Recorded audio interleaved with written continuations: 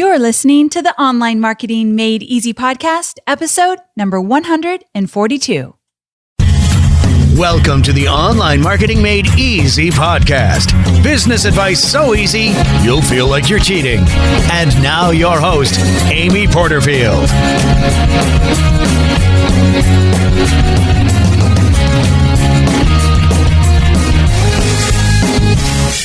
Well, hello there. Welcome to another episode of the Online Marketing Made Easy podcast. I'm your host, Amy Porterfield.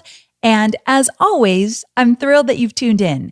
Now, if you're listening in somewhat real time, then Happy New Year. This is the very first episode of 2017, and I am absolutely excited to ring in the new year with you. There are so many opportunities that lie ahead. Now, if you're listening to this a few months later, or maybe a year later, this episode will still be completely relevant. So definitely keep listening.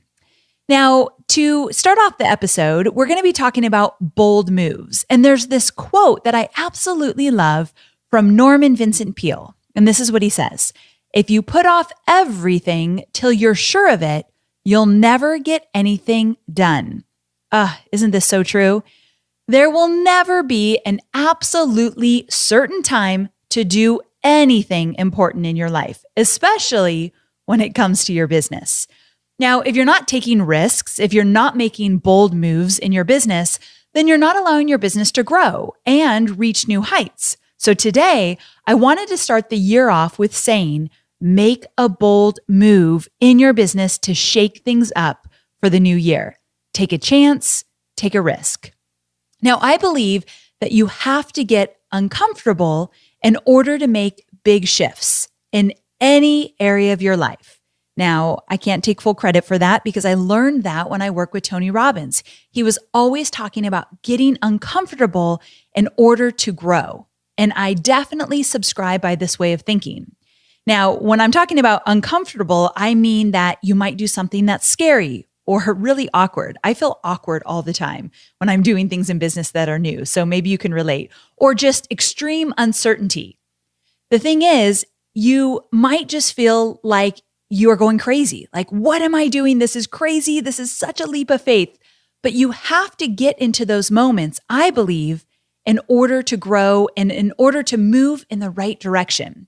So with this episode, I am encouraging you to make a bold move in spite of fear, in spite of awkwardness, in spite of any extreme uncertainty that you might be feeling. Now, I also want you to get extremely strategic. So I'm not just going to say, do something risky and then leave you with that, because you know, everything I do is very calculated. So we're going to talk about that today. Now, specifically in today's episode, I have 7 ways for you to make a bold move in your business. Most of these I've done myself along the way. I don't want you to do them all at once. So just for the record, I'm hoping you just choose one of these today. But I've done most of these along the way, and I know for a fact they can boost your business and they can be an absolute game changer. Now, before I dive into all 7 of them, I want to tell you about this episode's special freebie. You know that with most of my mini trainings I do on my podcast, I have a freebie. And what I don't want my freebies to be are just notes from the episode. I think it's important that if I'm going to offer a freebie that you give your name and email for in exchange for whatever I've created, I want it to enhance what you've learned here. And so I thought about this one for a while, and what I've decided to do is I've decided to share with you my personal list of the 10 books that I'm going to dive into in 2017. So I haven't read these books, but they've all been recommended to me by my mentors or people that have done amazing things in their businesses and people that I trust. Now, why am I going to share with you my personal list of the books that I'm going to be reading in 2017? Well, here's what I believe. Remember at the beginning, I said that you've got to get uncomfortable to make bold moves. One of the ways I get momentum in my business and I allow myself to get uncomfortable is by first immersing myself into books that will open my mind and shift my way of thinking. Because here's my little secret for this. It's easier to get uncomfortable, to take risks, to make bold moves when you feel inspired. And the way to get inspired is to dive into some really good books. Now, this list might surprise you. They are not all just business books. They're not all about funnels and marketing and list building and all that. There are some of those for sure, but some of them are oldies but goodies that people have recommended to me for years and I just never sat down to read them. And I know they're going to make an impact. And others are new, not necessarily marketing books, but I know that they're going to fuel my mind in a way to allow me to take risks and take that leap even when I'm scared or feeling awkward or uncertain. So this list is very curated to help you make bold moves. And it's my personal list, so let's be honest, it's to help me make some bold moves as well. So if you're curious about what's on my reading list, or if you want to dive into some of the books I will be reading, since I'm sure I'm going to be referencing them along the way in this podcast, then grab the freebie today. All you need to do is go to amyporterfield.com/142 download, or you can text the phrase 142 download to the number 33444, and you can get it right away. Now, when this episode goes live, I'm going to post about it on social media. So if you see it on Facebook or Instagram and you get my list of books and you think, oh, Amy, you're missing one. You're missing a really good one that you got to dive into.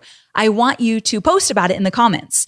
So once you grab my list of books and you see that I'm missing one that you think is going to inspire me and fuel my mind for me to make bold moves and others too as well, then post about it in the comments below. I'm definitely going to be looking for more suggestions because let's be honest, we probably read more than 10 books in a year, right? So I can definitely add to the list. So again, go to amyporterfield.com/142 download to grab my top 10 reading list for 2017.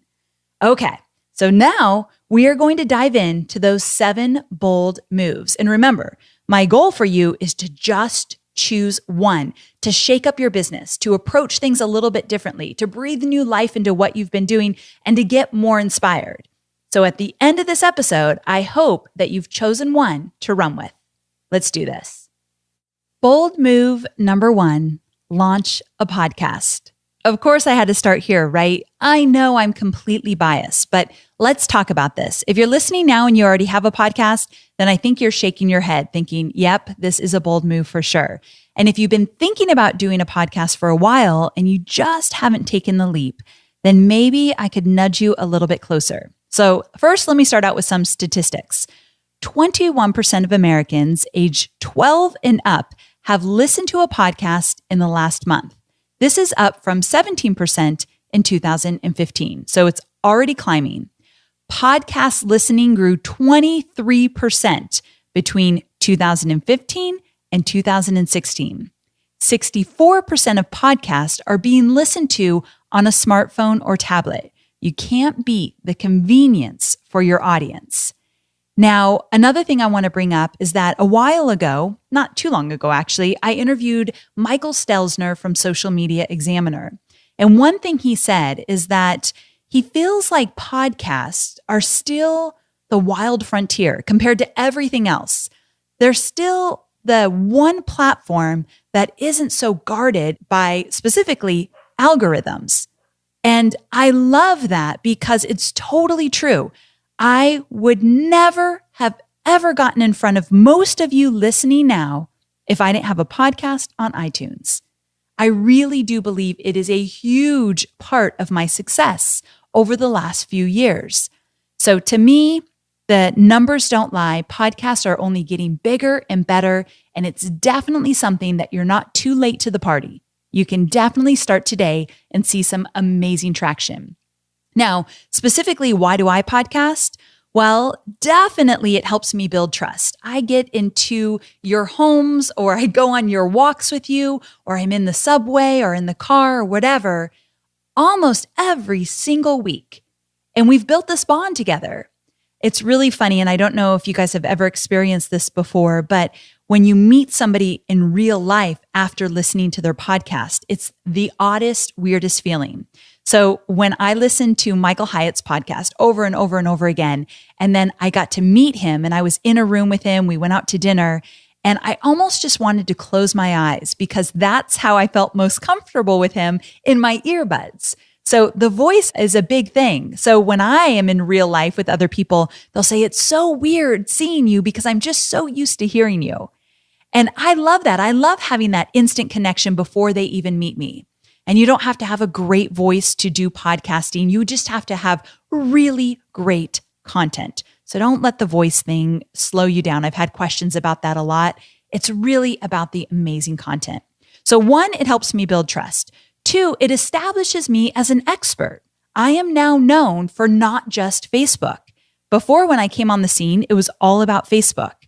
And I really wanted to branch out beyond that.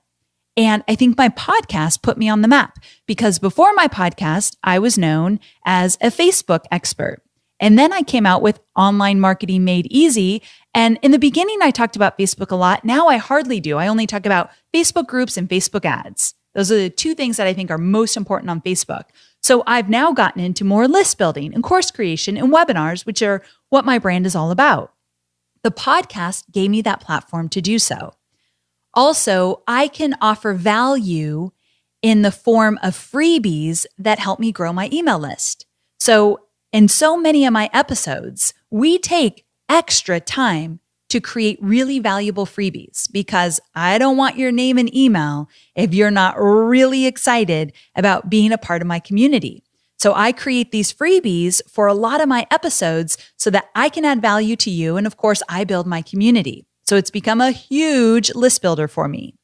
And then, of course, I can promote different marketing efforts I'm doing. If I'm launching, if I'm promoting somebody else, it's a great platform to do so. So the marketer in me really loves that.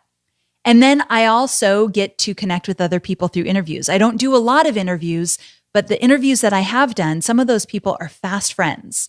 I've interviewed Marie Forleo multiple times. She's going to be on the show in February again, and we are definitely close friends. And I think her being on my show so much has helped that. Jasmine Starr and I have been fast friends ever since she's been on my show. I can name so many others. I'm not going to get into a list because then it kind of gets weird, but a lot of the people who I've interviewed, I'm now still in touch with. And the interview was the first time that I really got to connect with them publicly. So pretty cool. All right. And finally, and this is the one that I really want you to listen to. A podcast has given me peace of mind. And this one is about my upbringing, I think. And I was raised by a dad who taught me that if you're not working hard, then you don't deserve the success you get. Now, I'm sure he didn't mean to teach it that way, but that's what I heard. So I've always felt like I have to work really hard in order to bring success in my life. And then I really deserve it if I give and add value and I really do my part. So I don't know. This is just how I was raised. And so what a podcast does in that respect is that I give every single week. And I try to make each of my podcasts a mini training, which I don't suggest for everybody, but that's what I do. So we really spend some quality time on these episodes. And the freebies are always really, really good. And I believe that when I'm ready to sell something, one of my programs, I have confidence in that because I know that I'm not just asking and not giving. And I think a podcast, when you show up every single week, you feel like you're really giving before you ask for anything in return. And I know many of you want to feel that way. It's important to you. And so a podcast allows you to do so. So that's why I think a bold move is adding a podcast to your business. Now, how could you take action right away to do so? Well, first, you want to decide who's your audience. Who do you want to talk to every single week? And for me, I think I've refined that over the years. So I didn't have it all figured out when this podcast went live. But now I really primarily talk to those that are building an online business, specifically one where they want to sell online courses and do webinars. Now, that's not everybody, but I'm going to guess it's a majority based on the feedback I've gotten. So find your audience. Also pick a topic. So what problem are you trying to solve for your audience? And what direction do you want to go in your business?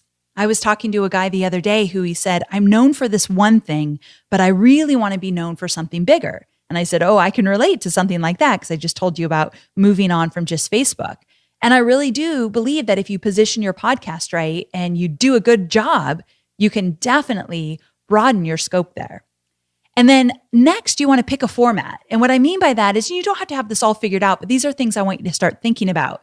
What kind of show do you want? So for me, over the few years, it's evolved into these mini trainings I do and also some interviews. I don't do a lot of interviews because I feel like my audience enjoys the mini trainings even more. They're juicier, kind of meatier, I guess. But I do some interviews. So I pretty much know the format of my show. But for you, what is it going to be? Some people just have all interviews, which is totally fine. Or you can do a mix like I do, or you can mix it up and do a Q&A kind of show. What I really suggest is you listen to a lot of podcasts and you find the flow that you really like because you've got to be comfortable with it. You're the one showing up every single week and delivering on the content. Now, the final thing I'll say in terms of how to get started is I think that you should dive into a course.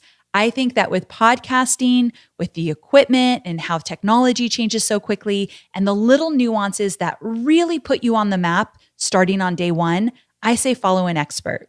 So what I did is I joined Cliff Ravenscraft's program, and it's called Podcasting A to Z.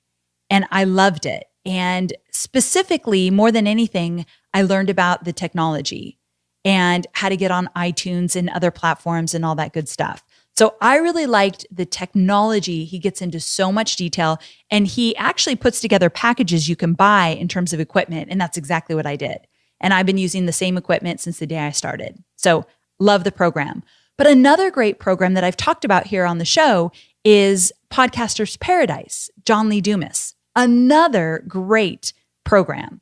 So you can't go wrong with either of them. I say check them both out and see which one really speaks to you. So I've linked to both of the programs in my show notes so you can get to the right page right away. amyporterfield.com/142. Okay. So I will say that later on in this year, I'm going to do a podcast where we're talking about specifically what to do to get started, because I've talked about podcasting a few times on the show, but I think we should talk about step 1, step 2, step 3. I like to break it down into mini trainings like that. So you probably will be seeing that sooner than later on the show. Okay, so let's move into bold move number 2. Number 2 is to start a Facebook group. Now, I've talked about this a bunch over the last 6 months. And if you follow my podcast pretty religiously, then you know I had Jill and Josh Staten on the show, and we got into all the details about their experience with starting a Facebook group and building a community. And you can go back and I'll link to that in my show notes. But the reason I wanted to bring it up here specifically is this is definitely a bold move and really perfect in terms of timing. And here's why. When it comes to Facebook, I don't believe that the action is on your Facebook page anymore. I believe that your Facebook page is really valuable for doing Facebook Lives. And you've got to have a Facebook page in order to do Facebook Lives to your business audience. So it's crucial for sure. And you have to have a Facebook page in order to run Facebook ads. So of course I have a Facebook page and I do Facebook Lives. But when we're talking about building a really tight-knit community and one where you are the leader, the go-to person, you are starting the conversation and you are building your email list, you are getting people into your programs, and you have a really dedicated audience, then we're talking about Facebook groups. Whether it be closed or private, you can figure that one out. 2 different options there. But I really do believe this is where it's at. Now, here's where it gets a little bit challenging for me, and some of you might be able to relate to this. I already have 4 Facebook groups, and they are all connected to my programs. So people paid to be in my program, and as a bonus, got access into my private Facebook groups. And when I launch my B-School promo as an affiliate, I always have a private Facebook group where I'm in there every single day as well.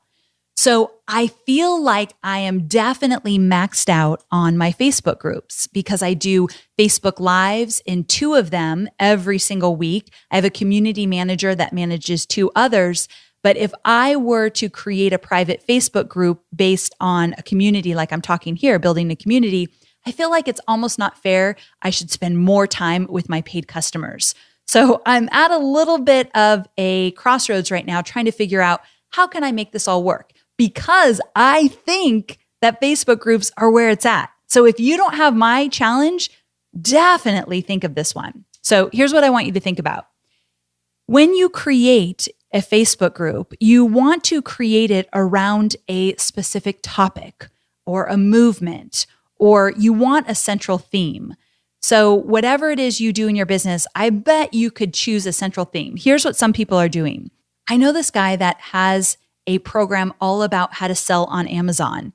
And he also has a podcast that talks about selling on Amazon, but beyond that as well. And he has a Facebook group. And every time they release a new episode on his podcast, he can jump in the group and talk about it and get the conversation started.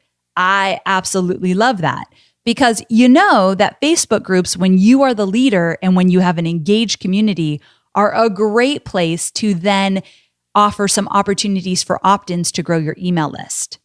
So that's why I'm probably really, really excited about the idea of you creating this community on Facebook because of the list building opportunity, the engagement, the trust factor, and also it's a great way to find your audience and then turn them into loyal customers. Now, the only other thing I'll say about this is there has been some talk about with Facebook ads, they're testing that you could actually target fans of people's Facebook groups. Now, I don't necessarily love this, and we're trying to still figure out what Facebook's going to do. I'm not seeing this option yet, but I'm hearing a buzz around it. So what we're seeing is maybe down the road, when people are running ads, they can target the members of my Facebook group. Now, they can't get their ad into my Facebook group, but they can target those people who have become members of my Facebook group. I don't actually love that, but at this point, it's not going to stop me from building a community on Facebook in this way. Because I'm telling you, it's way more powerful than your Facebook page because there's too much competition, too much in the newsfeed, and you're not really going to stand out as you would if you built a community inside of a group. So if you've been thinking about doing a Facebook group for a while and you're saying, okay, this is going to be my bold move, here's some things you can do to get started right away. Number one, choose the who, what, and why for the group and stick with it. What do you want to provide for the group? What's the value here? And who are you going to attract? Also, you got to think about, do you want a closed group or a private group? So I'm not going to get into all the details, but with a private group, they have to request to join. With a closed group, they don't have to go through that request step. So it's a little bit easier, but you might want to control who gets in there. So it's up to you. So you got to study those both and just figure out which one's best for you. And then also, once you decide, okay, I'm going to have this group, I want you to sit down and write a description of expectations and the ground rules for the group. So get really clear on how you want this group to interact and what are some of the rules. I think it's important to not skip over that step. Also, you need to decide how you're going to interact with the group. So how will you stir up discussion? Are you going to have themes for each day? Are you going to ask questions? Are you going to post content? Are you going to use it in conjunction with your podcast, which I think is a great idea because every week then you have new content to post. You can even, I had this great idea. I'm not going to do it, so I'm just going to share it with you guys. But if I ever did start a Facebook group around my podcast, I was thinking it would be cool if every week, once the podcast airs, I did a video kind of taking them behind the scenes, giving them a little bit more than I gave in the podcast, and maybe a little bit more about why I created this episode or what happened after the episode based on what I taught, or I don't know, just a little bit behind the scenes. You've got to give something a little extra that they can't get anywhere else. So that's what you want to start thinking about with your Facebook group.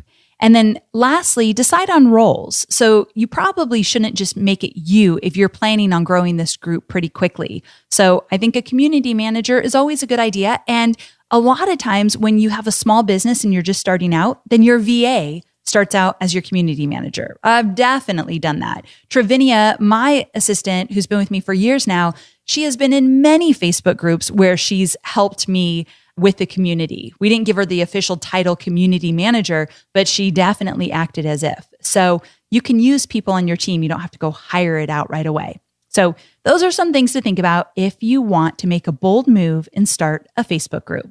Okay, let's move on to bold move number 3. Bold move number 3 is to join a mastermind. Now, I've said it before and I'll say it again. You need a mentor to help you make the most of your business. I've talked about so many of my mentors in this podcast, and my business wouldn't be the same without them today. So I've talked about Marie Forleo and Todd Herman and Tony Robbins and Mike Stelzner. These are all people that when I got my start, they were a really big part of that. Mari Smith was also a really big part of that. When I was first starting out, I took a course with her all about Facebook, like how to become a Facebook expert. And it was fantastic. These are people that got me started in the very beginning. Now, I didn't do one-on-one coaching with all of them, but I definitely was in their proximity more often than not, and I got to learn from them directly. And this shaped my business. Now, my first in-person mastermind was with Marie Forleo. It was called Rich, Happy, and Hot. And I still am not comfortable with that name. And I especially wasn't comfortable with that name when I was brand new in my business. When I paid for that mastermind, I think it was $17,000 in the beginning. I had to pay monthly because I didn't have $17,000. When I paid for that, I was still at Robbins. I was still in a corporate 9-to-5 job. I knew I was transitioning out pretty soon, but still, that was a bold move for me for sure. One of the best moves I've ever made in my business. And here's what was important about my mastermind.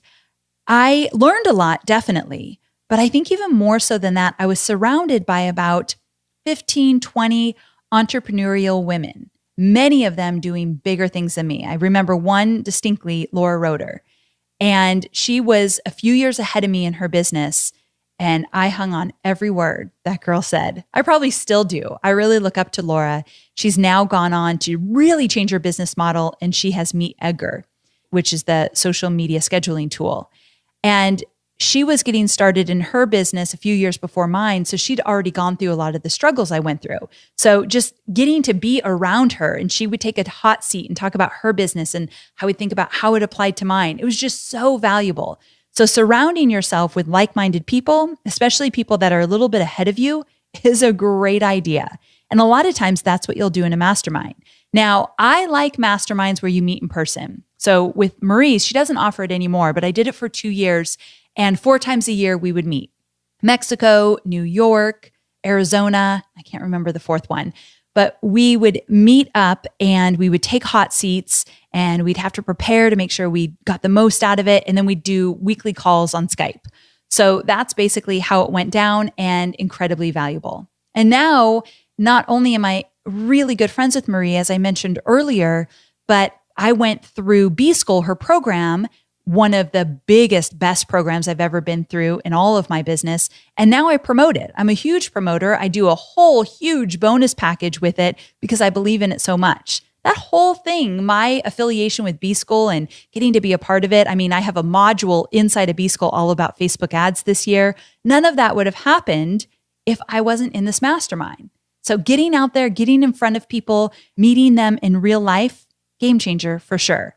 Now, I know some masterminds can be incredibly expensive. You've got to decide what you can afford. And again, I really didn't have the money, but when I was in it, I figured out every month how I was going to make enough money to keep affording it and keep going every month. So you figure it out one way or the other. Okay, so I'm not going to get into any more about masterminds because I did an entire episode with Jamie Tardy. And I'm going to link to that episode in the show notes. It was all about how to find a mastermind or how to start one on your own. So all you need to do is go to amyporterfield.com/142, and you can get all the details about that special episode. All right, moving on to bold move number 4. Declare a niche or niche. Okay, let's say niche, although I feel really weird saying that word, but let's just use niche. So declare a niche. Now, this might be the year that you drill down and you really find your sweet spot. And I know many of you are struggling with this one. So that's why I wanted to include it on this list. I truly believe that if you start with a narrow focus and build a following, you can then appeal to a broader audience and start to expand your offerings. It's weird how that works.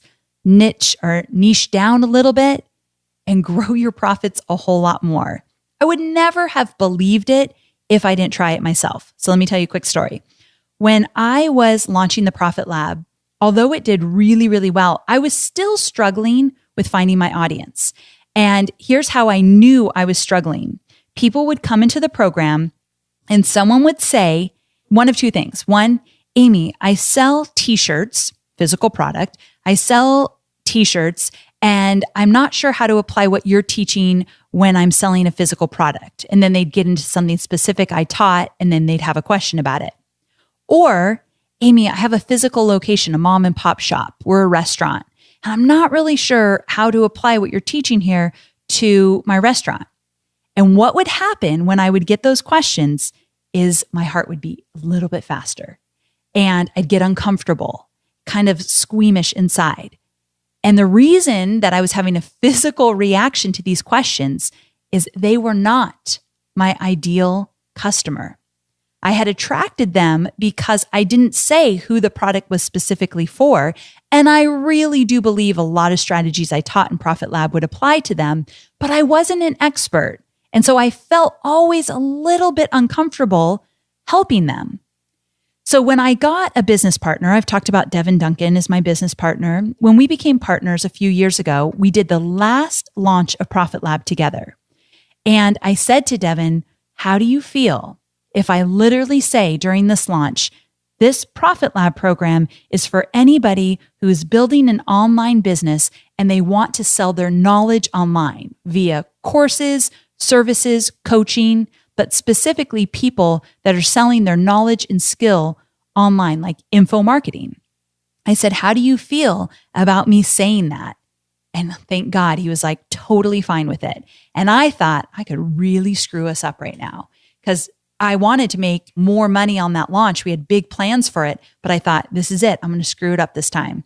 But I had listened to so many mentors say, Amy, get more specific. And I'd listened to my own body, like my physical reaction, and knew I was not doing myself or my customers I was attracting a good service there. Like that was not the right way to go. So what I did is I declared it. And not only did we have our biggest launch ever for Profit Lab the year that we did this, but also I felt really confident. Like I knew I could help everybody that I had attracted. So that was a game changer for me. And I would have never believed it if I didn't experience it. So if you trust me, believe me on this one. If you get more specific, you will have a better experience marketing to your audience, and the people you attract will be so much more supported. And you're doing a great service to those that you are not attracting. Remember in the episode I did with Jasmine Starr, and she said either attract or repel your audience. That is the way to go. That's what I'm talking about here. I wanted to attract the right audience, and anybody making t-shirts, I did not want to attract them. I wanted to repel them because I felt like there's other marketers that could serve them better. Now, repel is a strong word, but you get what I'm saying.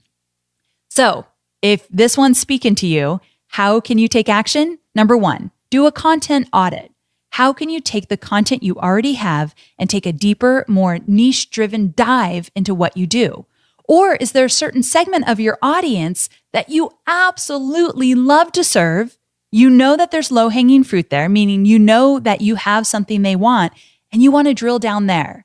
Now, the last thing I'll say here is this magical thing. Even though I say I help those that are creating online courses or selling their services or coaching or consulting online, I still attract people that might be a little bit out of the margins, and I'm still able to help them. But they are very aware where my focus is, so they don't feel like, wait a second, something doesn't seem to be matching up. They already know what I've promised, and they work around it and they make it work for them. And that's what will happen to you too. You'd be amazed the people you attract, even when you say, I'm putting a stake in the ground, this is who it is. And so let that be. That's always a good thing if they feel supported as well. So declaring your niche is one bold move for sure. Okay, moving on to number 5. Do video every single day. Huge disclaimer, I'm not doing this one. This is not my bold move. However, I'm very intimately tied to it, so let's talk about it. If we could go back to the very beginning of 2016, even the end of 2015, you will hear me talking about, I need to do more video. I'm making an effort. I'm going to do it. this is my year of video. And it has been. I am on Insta stories more often than not, even when I cringe and see myself on there. I do Facebook Lives every single week in my private Facebook groups, and I do them on my Facebook page. And I'm starting to incorporate some video into my webinars and into my online courses. Now, do I love it? No, I still do not love it, but am I way more comfortable and very open to it? 100%. I did Facebook video ads for the first time this year. They were incredibly valuable, really, really high conversions on these ads. And this is something that I've never wanted to do. Let me give you a little hint though. It's nice that I have a business partner, a VA, and a project manager all saying, Amy, you need to do more video. Travinia has been saying it for a year. Chloe, my project manager, the sweet little girl she is, she'll say, so we would really love to see you do some more video on ads. And she's really sweet about it. And you cannot say no to Chloe when she's that sweet. And then Devin, he just hints at it. And I like to make my partner happy. So I did it. I did it a lot this year. Now, I'm getting off on a tangent because it's not about me. The reason I'm bringing this one up is I do believe that in 2017, it's still going to be all about video, even more so. I mean, just the other day, Instagram story has an option where you can go live. Now, if you listen to this a year from now, you'll be laughing like that's such old news, but it's brand new news at the time of this recording. It's only getting bigger and better, I think. So one bold move might be for you to do video every single week. That might be huge for you because you're not doing it. And by all means, that's a bold move. But for some of you, it might mean that you're going to do video every single day. That means you're on Facebook Live, you're doing Insta stories, you're on Snapchat, Periscope, whatever it might be, and anything that might come along the way in this coming year. But it's a big one. And so I thought, well, what could be a bold move here? Doing video every single day. Now, I did an episode just, 2 weeks ago with Nicole Walters, episode 140. So you can find it at amyporterfield.com/140. And we talked a lot about video. It was a fun episode, and I think it will inspire you. And we talked about a strategy you can apply to video. Because remember, I'm not just saying get on video and show your breakfast and what you're blending up in your smoothie and stuff like that. I'm saying teach your content, offer freebies, build your email list. You know that's the way I roll when it comes to anything I do in marketing. I want to be strategic. I have to tell you guys, I did a challenge. I'm literally in it right now where I said, I'm going to do 7 days of Instagram story because I actually, by accident, took off a whole week. I just didn't feel inspired. And then the days started piling up and I thought, oh my gosh, I haven't done anything for a week. And that's not the way I want to do it. So I said, okay, 7 days in a row, we're doing video, like direct to camera. So I have to show my face. And I have been doing more of the fun ones, which I do not like because I just feel like, do you guys really care? And so I was sharing, I went to the movies on date night the other night. I was sharing what movie I saw. I was sharing something about Gus, and I try not to talk too much about Gus, but I'm obsessed with my dog and stuff like that. But I thought, you know what? We're just going to experiment. We're just going to go for a whole week of this. So I'm doing it anyway. And I think getting into that repetition is huge. So take this one as you will. Do video every day is the boldest move in this category. Do video every week. If you're not doing it, it's still a bold move. Or give yourself a challenge, 30 days video every day and see what happens and see then what's going to make the most sense to you. But video as a bold move in general, 100%. There's so many different things you can do here and I want you to embrace it. So that's my plea for video because I know what it's done for my business and I know it can do the same for yours. Make a huge impact is what I'm talking about specifically. Okay. And in that episode with Nicole, we talk about how to prepare, how to get started, what to say in the beginning, all that good stuff. So if you didn't listen to episode 140, definitely go do so. All right, moving on to bold move number 6, surprise your audience. Okay, so I've got a quick story for you. I have a girlfriend who has a course about breaking through the mucky muck of finding love. So figuring out what's holding you back from finding your happily ever after. And she does this thing, she teaches this content in there called DSD, do something different. And she uses it in terms of if you're finding love and what you're doing isn't working, do something different. but I'm going to use it here in terms of your business. If you felt stuck along the way, if sometime during the last year, you're thinking something's just not gelling right, and either I've lost my mojo, or I'm speaking to the wrong audience, or my content's not landing right, something is not working, or I just feel stuck, then you got to do something different. Now, when it comes to your business, I want to give you an example of exactly what I'm talking about. Pat Flynn does this thing that's kind of amazing, where he publishes his monthly income reports. He's the first person I ever saw do it. Since then, I see a lot of people do it, but Pat to me was the first guy that said, this is every penny I've spent in my business this month. This is every penny I've made in my business this month. And then I don't even know where the guy finds the time to do this. He writes a really long blog post detailing what happened that month, not that year. These are months. So you guys have seen it probably. Many of you have. He shows pictures. He talks about his travels, what went right, what didn't work. I mean, they're amazing. That put him on the map. He is known for those monthly income reports. And not just known for the reports, but what does that say about him? He's not hiding a thing. He's taking you back into the kitchen and showing you the pots and the pans and everything that's going on. I mean, the guy is full transparency, and I really love him for that. And then when you meet him in person, you realize, oh my gosh, this is the guy he is. This is not just a show on his blog. Like, this is who he is. And so I want you to think of a bold move that will put you on the map and make people think, holy cow, that is awesome. Now, I don't know what it is. I don't think it's an income report. That's not what I'm saying. I'm just saying, I bet you've had some ideas like, wouldn't it be cool if I did XYZ? Now, I don't think you should just go out and do it. Test it a little bit. Ask some people about it. Get some feedback.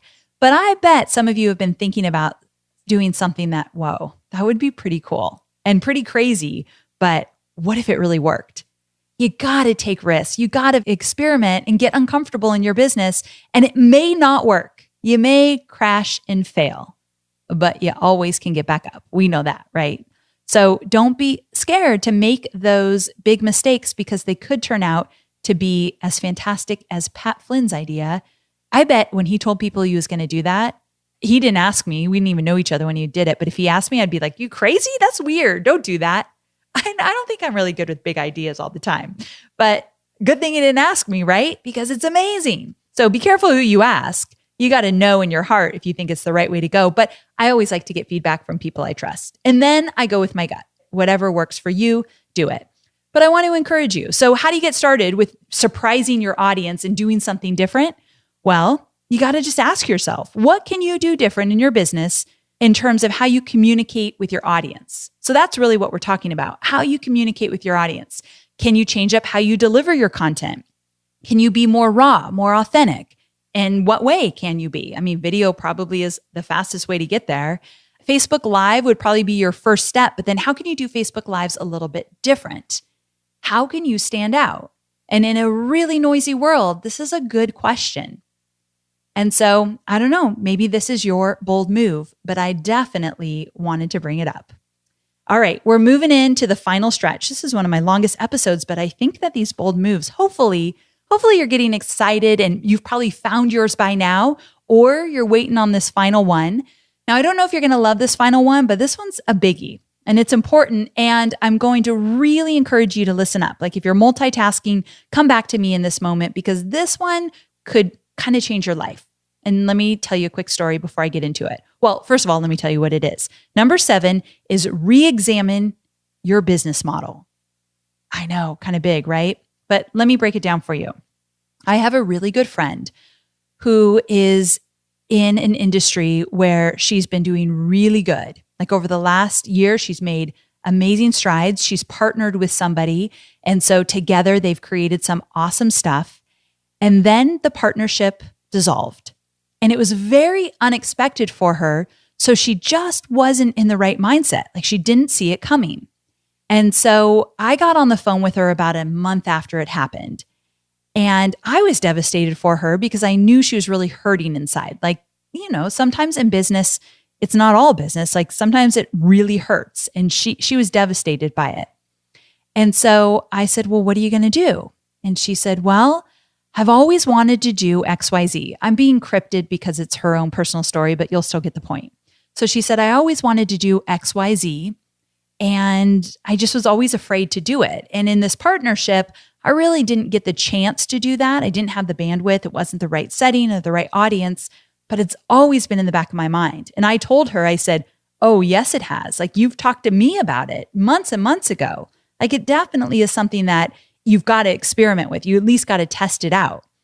And so she said, I think I will. And so it involved doing a live event. So she said, so I think I'm going to do this live event. I'm going to let just a few people sign up for it. It's going to be just a few days.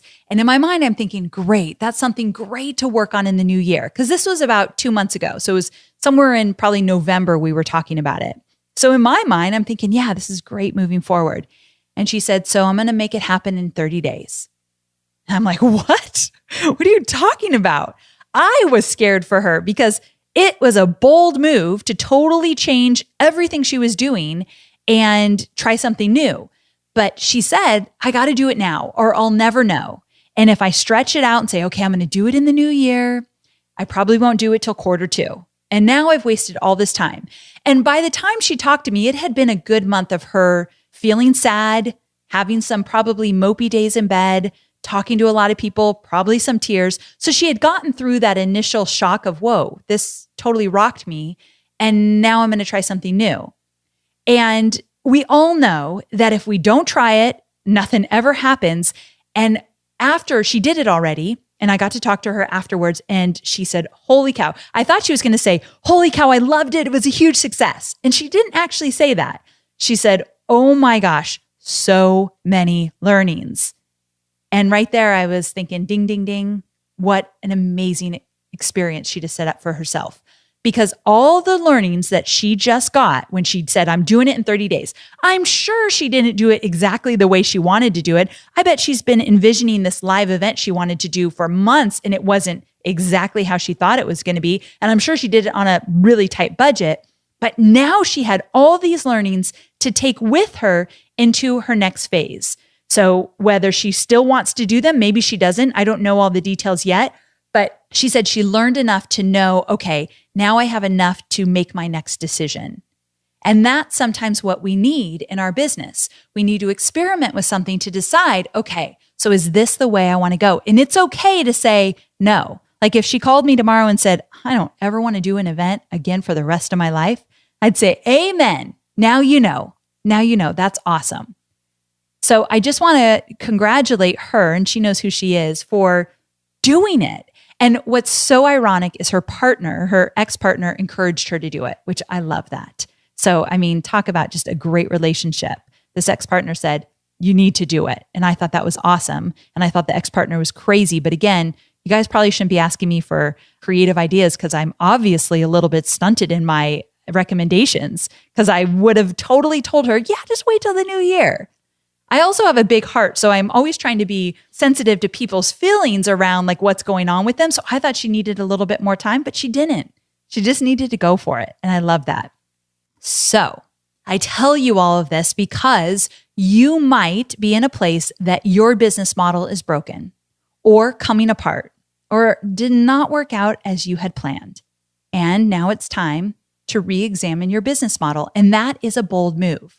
So let me give you some suggestions if that's where you're at. I want you to first keep your eye on the prize, and I want you to think, how am I going to make money? What is working right now and what needs to shift? So I think that's a great question to ask yourself.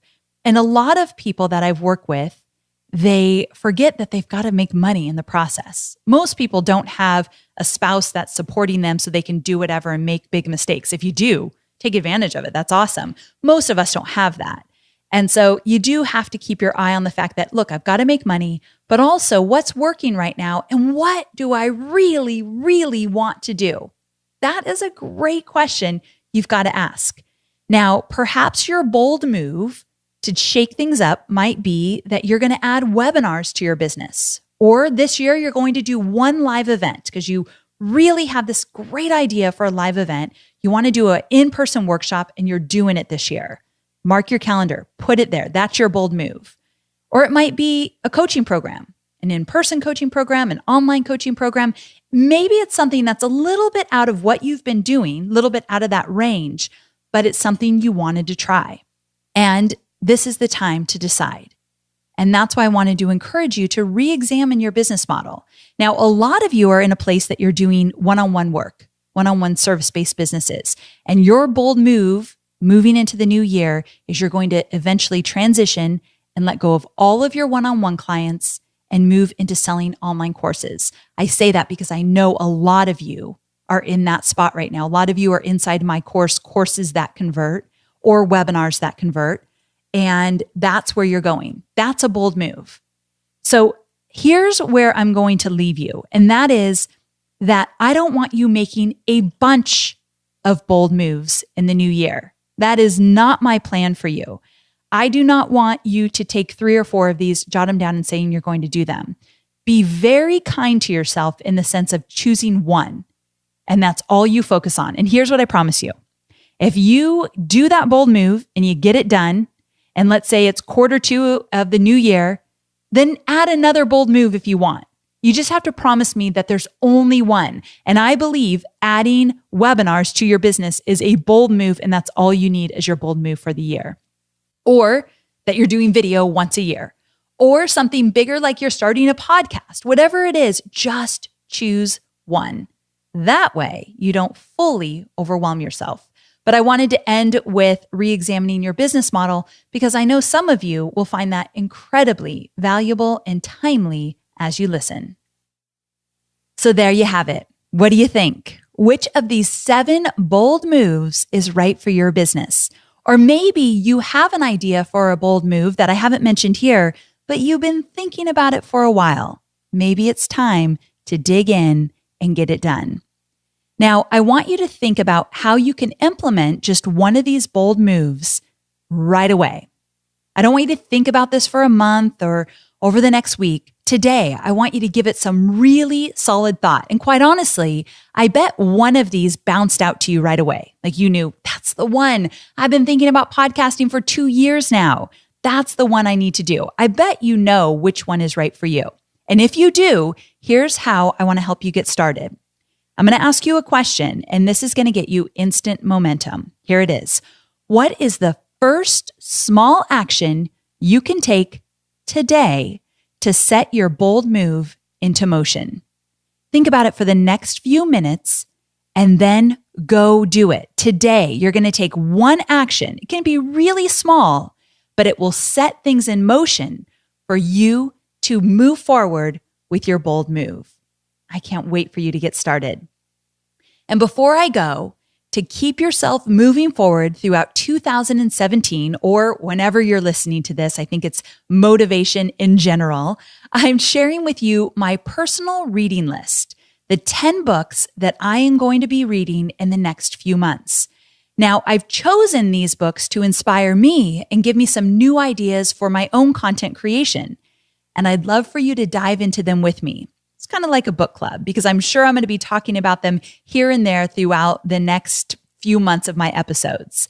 Now, remember my little secret. I mentioned this in the very beginning of this mini training. It's important that you allow yourself to get uncomfortable while taking on a bold move because I believe that's what it's going to take for you to get that traction you're looking for. And it's easier to get uncomfortable when you feel inspired. And these 10 books were curated to get us both completely inspired to move forward. Remember, the two go hand in hand. Feeling uncomfortable, getting inspired, just moves you forward. So grab my personal 2017 reading list, and together we can start diving in. Just go to amyporterfield.com/142 download, or you can text the phrase 142 download to the number 33444, and you can grab it right away. So here's to the best year we've ever had. Let's do this.